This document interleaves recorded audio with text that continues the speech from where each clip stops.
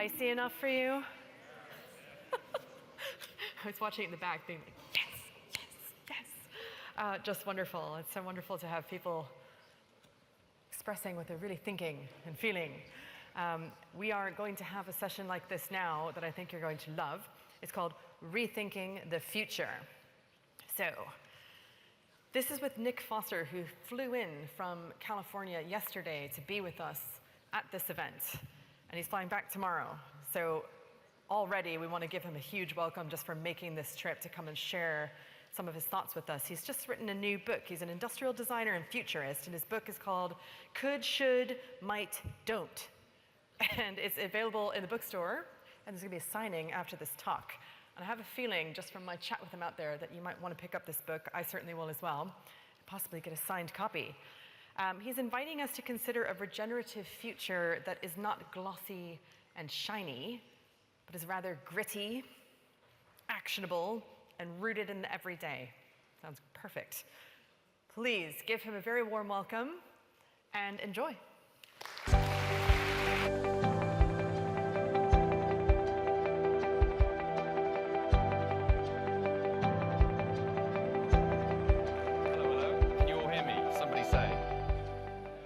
Somebody say, come on, we're in the Barbican.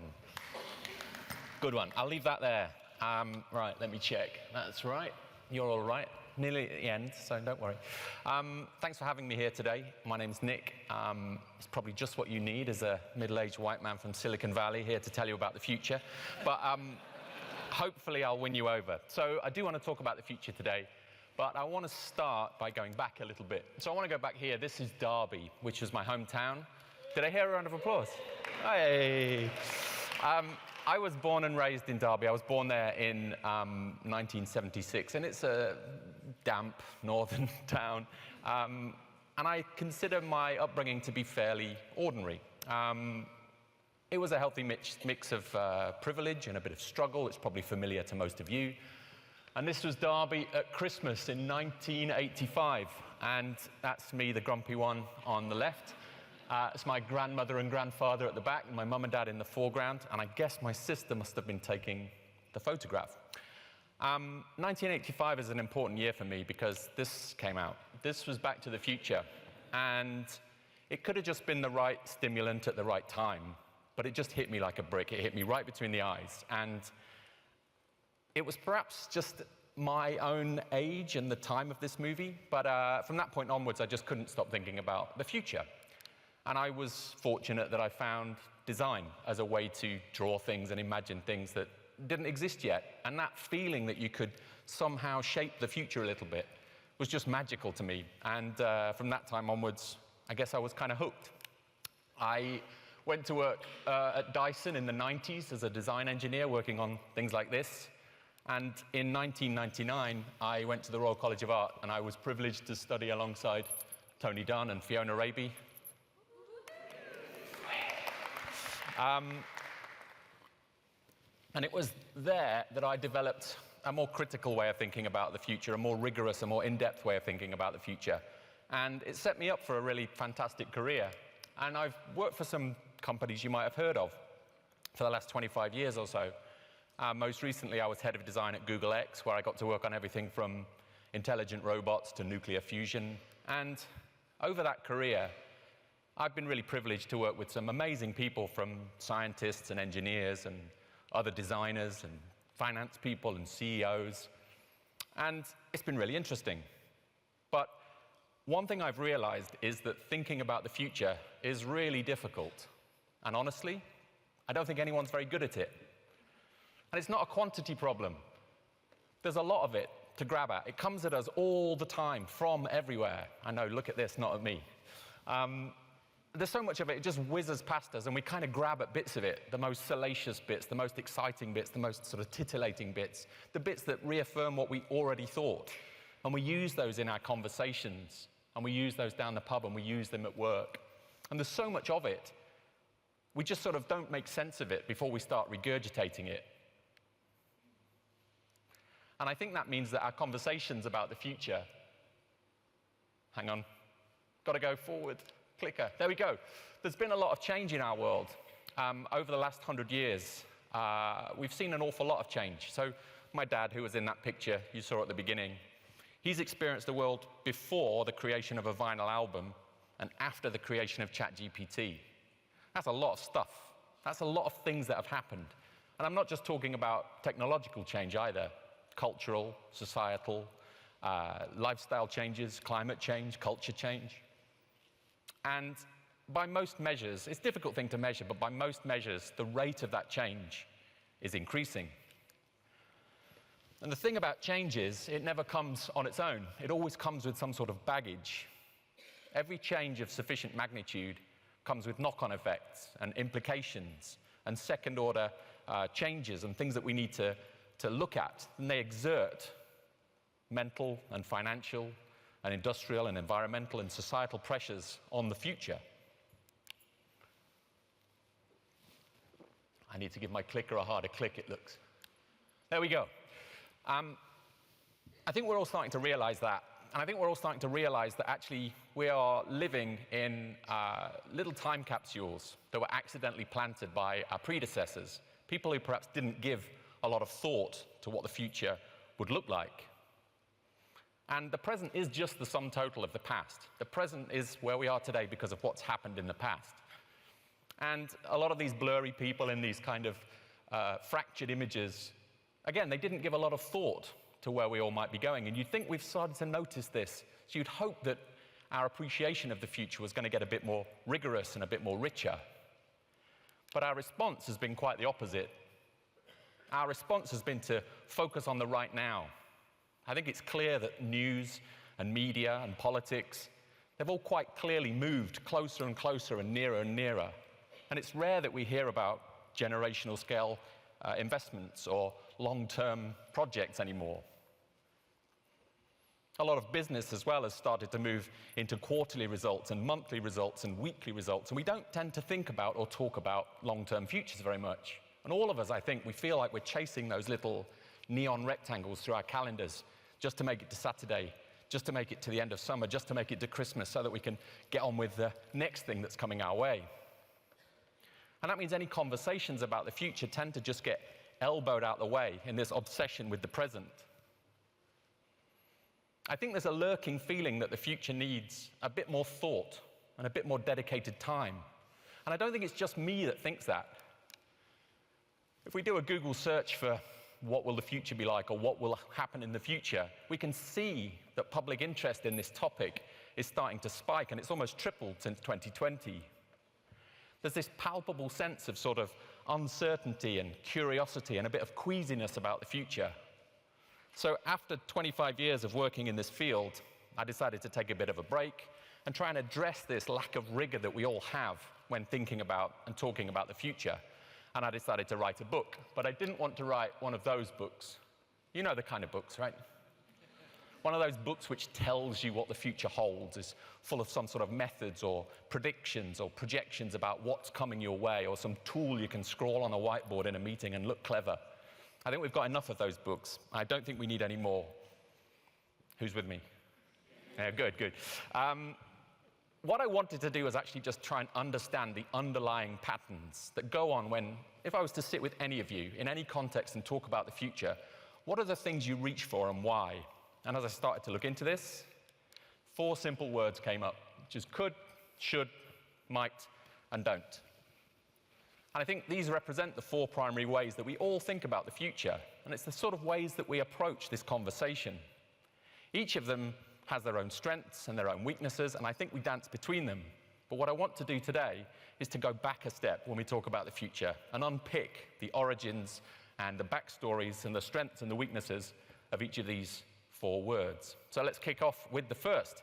The first channel is what I call could-futurism, as you can see. This is a way of viewing the future as kind of an unwritten place of possibility. And when you've got a big, expansive, unwritten place, it's natural to want to sort of fill it with stuff. Now, because we live in the throes of modernism, we've typically obliged with things like technology, which has largely resulted in a popular futures landscape that looks a bit like this. You've seen these things, right? This monumental architecture, the monorails and the drones and this sort of futuristic city. It's the kind of place that you'll see this kind of robotics and these kinds of gadgets, and they're all weirdly lit for some reason in neon purple and glowing blue. And when you see sort of an on-stage futurist, these are the types of things they want you to look at. Hey, we've got Shingy fans. These are the kind of things they want you to look at. They want you to be excited about the future. They want you to be bowled over by this sort of tidal wave of technocratic progress coming your way. Good futurism also makes its way into public life through exhibitions and sort of participatory versions of the future. So things like world's fairs, things like museums of the future too. And we see it in the concept cars that we see at our vehicle shows and gadgets that are thrown at us by people at CES. And this stuff's really, really popular. It's really, really easy to digest. It's really easy to sort of make sense of. And a lot of people get very, very excited by it. It's enticing. And I think this way of thinking about the future has actually been around for quite a long time. But science fiction cinema has absolutely accelerated this way of thinking. Now, science fiction literature has obviously been around for quite a long time. But around the sort of end of the Second World War and around the 50s, science fiction cinema evolved from being a kind of pulpy sideshow, a drive-in sort of thing, into a massive, billion-strong fan base who watch this stuff regularly. And it's become a sort of dominant art form. And if you look back over the last 5 years, the dominant output of Hollywood has been science fiction entertainment. And this staggering growth in popularity, paired with growths in things like visual effects and that kind of world of building things very, very quickly that feel very easy to digest and very exciting, that growth has brought about a real significant effect on the way that people think about and talk about the future. But it's not just average Joes. There we go. Many of Silicon Valley's biggest leaders, they lean heavily on science fiction. They lean on the tropes. They lean on the obsessions of science fiction. They use the language of science fiction when talking about the future. And it shapes the things that they're able to imagine, and the language that they use, and the kinds of people that they hire. And I think that represents a real problem. Because science fiction can do a lot of things. And I'll probably offend some people here, but the primary function of science fiction is to entertain. It can do a lot of things, for sure, and we should use it for like exploring interesting ideas, but it is entertainment, and it absolutely shouldn't be taken as a brief. A lot of these people that I've worked with, they slavishly throw themselves at these totems that you see in science fiction cinema and want them to be real somehow. But we have to remember that the things that feature in science fiction are just devices to keep the story moving along. They're glued together models. They're bits of sort of 3D printed crap that they've put in the shot and lit well so that the story can just keep going along. To use Alfred Hitchcock's term, they're just MacGuffins. But again, it's genuinely shocking how many times I've been in meetings where when the conversation turns towards the future, people will lean on this language and they'll lean on these ideas. And actually what I think it represents is a crisis of imagination. They're not willing to do the actual thinking themselves, so they just grab at something they saw in a movie. And while it might seem like some of these things are exciting and adventurous and imaginative, they're actually remarkably repetitive. If you do a Google search for the future or something futuristic, you just see this. Same old stuff, right? Over and over and over again. Another issue with this way of thinking about science fiction and leaning on science fiction heavily to help shape our future is that science fiction is typically very heroic. So when you ask somebody who thinks in this way what they think the future of something like VR will be, they'll share an image like this. They'll present these stories that feature heart surgeons and rocket scientists and people developing huge new cities. But if you actually look at the statistics of VR, where we actually are, about 70% of time in VR is playing games, and the rest is mostly watching YouTube. This way of talking about the future, this could futurist mindset, is kind of useful because it does get people excited and it brings them along, and it's very easy to digest and it's sort of fun. But it dramatically distorts the future because it doesn't acknowledge the present. It doesn't acknowledge the world in which we live. It treats the future as somewhere sort of over there for other people, other heroic people. So, that's the first. As you can tell, there's 3 more. The next one is what I call should futurism, which is a way of talking about the future as a place of certainty of some sort. So I think this splits into 2 categories. The first is a future that we want to point towards, and the second is a future that we think is coming our way. So let's get on with the first one of those. Okay, so lots of people have very strong ideas about where we, humanity, should be heading. A lot of these ideas are actually put within us before we have any chance to critique them or try and comment on them. So since almost birth, organized religions obviously play a strong role in this, and they all have a very strong idea of where we should be going. But it's not just religions either. Morality, ideas of ethics and societal expectations also lean on all of us. For any given situation, I think we all know what we should do, right? We know what we should do. And those things have evolved in society and in culture and humanity over many, many generations. And that's something that we might loosely term an ideology, let's say. And it's not just individuals who have an ideology. Organizations do too. I appreciate that's maybe difficult to see, but organizations typically have a mission statement of some sort. They want to make a better world, typically, and some of them use the term better in their title, but what you'll notice is they don't go into a lot of detail about what they mean by better. And I think this represents one of the first major challenges of this kind of should futurism. We should do these things, because we all deploy the term better all the time. And if we look at our book market, we see this word bandied around all the time. We hear it in meetings all the time because we assume that everybody else shares or we have a common ideology. Truth is not actually like that. We often start proposing new solutions or new ideas or new products, assuming that everyone in the room thinks the better that we're talking about is the same, without going back and sort of unpicking what are we actually trying to aim for here. So that's the first type of should futurism. The second type is about not necessarily heading towards a desired goal, but trying to figure out what might be coming for us. Now, we've been trying to do that for a long time. We've used everything, actually. If you go back through history and look, we've used everything from watching the stars to bread and eggs and cutting bellies open of animals and looking at the shape of their entrails. And actually, this stuff is remarkably popular. If any of you have some time afterwards, go and look at Witch Talk and see how many people are subscribed to some of those channels.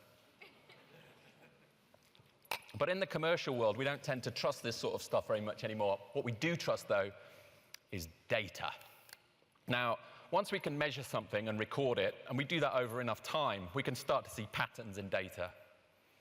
And we start to build these mental models of how we think a system or the world works. And that's quite useful because we can start to then project outwards and say, well, it's done this for 6 years, so the next year is going to look like this.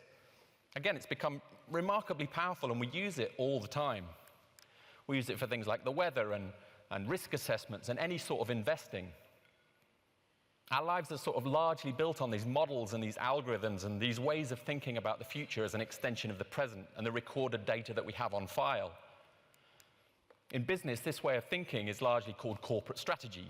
And again, billion-dollar business has been built on this way of thinking about the world. And that's because there's an inherent feeling of solidity and reliability in numbers in a way that there isn't with drawings and words and ideas. And there's a central problem with this that you know I'm getting to because you know it to be true. And that's that when you look at a chart or a diagram, when that solid line becomes a dotted line, it stops being data. It becomes a story.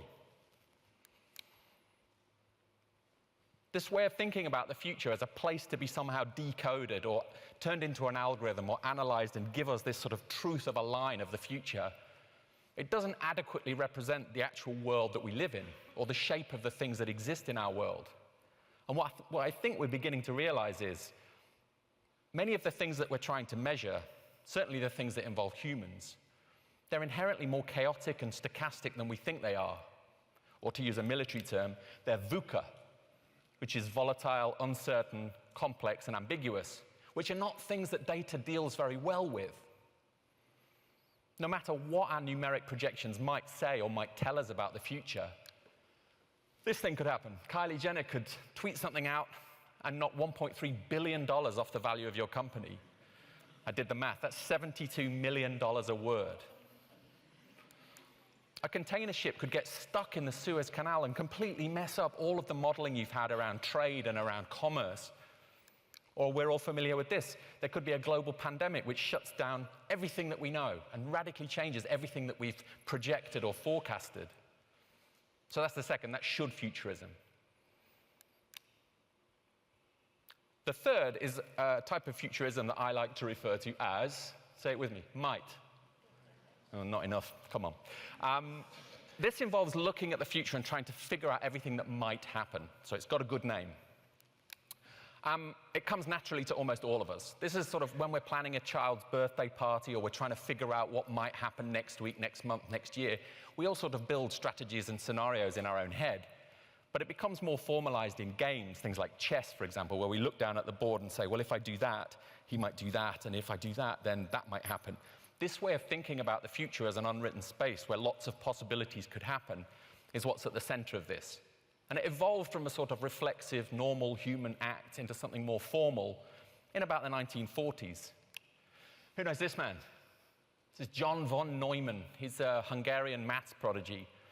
And he started to think about this notion of the future as a place of strategies and scenarios in a more mathematical, algorithmic way, and developed what we call game theory. Now, as the Second World War transitioned into the Cold War and combat went from being actual to theoretical, this idea of building scenarios and strategies and counter-strategies became a key part of modern warfare. And as such, this man, Herman Kahn, in the 1950s, he co-founded RAND Corporation, who really worked hard to integrate these ideas of game theory and scenario planning into the work that they were doing, trying to figure out what would happen if the USA and Russia actually did get into a nuclear war. And this way of thinking can be drawn out as a decision tree, something like this. You might have seen some of these things in decision-making workshops or whatever else. And as moves and as counter-moves play out, this territory of space opens up in front of you where lots of different things could happen. And as time moves forward, an area of opportunity widens. And of course, wherever there's an observable pattern, someone will inevitably create a model. And this is no exception. This is the cone of possibility, or the Voros cone, and anyone that's worked in this sort of world knows this. It's become the sort of poster child to this way of thinking, where multiple possible outcomes can happen from any one decision point. And it's powerful as a tool. I'm not here to sort of deride it. It's powerful because it does encourage us to think about the future as an unwritten space and encourages us to think broadly about what might be ahead of us. And I think for that, it should be applauded, but it does have its own flaws. Primarily, and they found this out quite quickly during the Cold War, you can only build scenarios off the information that you have. When you're playing chess, you can see all of the pieces, so you've got access to all of the data. When you're planning something like the scenarios for the Cold War, who knows whether you've got the right data or all of it? It's always going to be incomplete. And actually, your adversaries might be deploying false data to throw you off the track a little bit. Now, the world of strategic foresight and this sort of Boros cone way of thinking has responded with ever more complicated diagrams to try and counter that lack of certainty. And they've created all these models and these frameworks and these methods, again, that people get really obsessed by. And I think this work can sometimes become more about the models than about the future. But there's something more primitive than that. And that's just the way our brains work. This is my brain, incidentally. And we're just very bad at imagining future scenarios. If you look at emerging brain scan data, what we're finding is when you ask somebody to remember the past and you ask them to imagine the future, the same parts of the brain fire up, which is a sort of complicated way of saying our ideas about the future are only as good as the memories that we have, which is why magic works. Paul Daniels. When Paul Daniels pulls a card out of thin air or from behind your ear, it feels amazing because we've never seen it happen before. It wasn't a scenario that we thought was possible. It felt impossible. And that's why it's exciting and why it's interesting. But in the real world, these unforeseen scenarios, they happen all the time. Just ask a company like Kodak, or Nokia, where I used to work, or Blockbuster. These companies either didn't imagine a scenario coming for them, or if they did, they put it way out into the impossible territory. But obviously, all of those companies are either struggling or don't exist now because they weren't able to adequately imagine a future scenario. So that's might futurism, which is a way of thinking about the future as lots and lots of different paths that lie ahead. Final one, part 4, don't. Now, I think we're all familiar of versions of the future that are undesirable, or places we don't want to go, or places we don't want to head. And there's been talk of that over the last 2 days, for sure. Don't futurism is incredibly powerful because fear is an incredibly powerful force. Religions famously have a strong idea of don't futures, places we don't want to head, places you don't want to find yourself, places like hell and purgatory. And these are really useful because they do force us to make smarter decisions in the present. It's not just religions either. Things like fairy tales and our folkloric tales and our nursery rhymes, they all exist to sort of nudge a developing brain away from undesirable futures. So things like The Boy Who Cried Wolf or Little Red Riding Hood, they all illustrate in often blood-curdling detail what might happen if you go down that path. Science fiction too, there's a long history of exploring dystopias and undesirable futures through things like science fiction books and movies and TV shows. And these are good because they offer a potentially sort of consequence-free place to explore some of these places and illustrate places where we don't want to go as society, as a business, as a technology. And I think spending time to explore these don't destinations is really important. And it forces us to ask difficult questions in the present. And it can often lead to things like protest movements and campaigns and activism. When we see a don't ahead of us, it's natural that we want to steer people away from that. And it can drive people to immense measures. It can make people really passionate about the don't they see in front of them. But I think there's a slightly deeper version of don't futurism that isn't necessarily about a single issue or a single protest. And it's more about encouraging a deeper and more skeptical and more questioning view on the future. Design has played a long role in this space. If we go back to the 1950s, the radical design movement which emerged out of Italy, it aimed not to say, hey, here's the cool things we can make this season. It aimed to say, where are we headed? And it used the tools of design to ask questions and ask the audience to ask questions of themselves. And actually to ask, if you're a designer, what are some of the things that you're doing that maybe you stopped doing? In the 1990s, this new wave of critical design emerged, predominantly driven by Dunn and Raby, who I mentioned earlier. And their work focused more pointedly on the shape of technology and the type of world that we were building and its effect on society, and its effect on culture, and its effect on people. And they were willing to ask difficult questions that most people were kind of okay ignoring. And I do think that there's a noticeable shift towards these ways of thinking. And I think don't futurism is evolving from what was a pretty fringe activity into something more mainstream. Some companies are starting to take more time, more responsibility for their actions, and starting to illustrate and understand their impact on the world. And maybe some of them are even stopping some of the things that they've done for decades. But again, don't futurism isn't without its own flaws.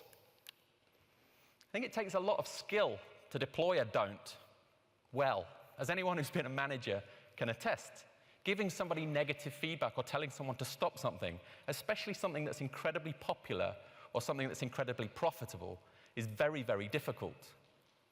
And by a lot of its nature, don't futurism typically sits outside of the things that it's trying to change. It works extrinsically in that regard.